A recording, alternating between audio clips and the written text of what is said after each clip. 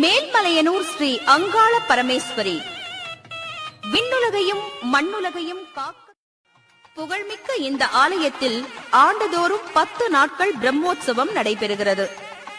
மாசி மாதம் சிவராத்திரி தினத்தன்று கொடியேற்றத்துடன் தொடங்கி மறுநாள் அமாவாசை அன்று அன்னை அங்காளி விருத்த சடையோடு கபால மாலை தாங்கி சிம்ம வாகனத்தில் சுடுகாட்டுக்கு செல்லும் நிகழ்ச்சி நடைபெறுகிறது. 7ஆம் நாளன்று திருத்தேர் உற்சவம் நடைபெறுகிறது. இந்த தேர் உற்சவத்தை காண ஆயிரக்கணக்கான பக்தர்கள் வருவது வழக்கம். இந்த ஆண்டும் மாசி மாதம் தேர் உற்சவம் நடைபெற்றது. அலங்கரிக்கப்பட்ட மலர் மாலைகளை தாங்கி அன்னை அங்காள பரமேஸ்வரி ரதம் ஏற பலம் வருகிறாள். இந்த காட்சியை காண கடலலையாய் வந்த பக்தர்களின் கூட்டத்தை நாம் காணும் பொழுது நம்மையே நாம் மறந்து போகிறோம். அங்காள பரமேஸ்வரி தாயே!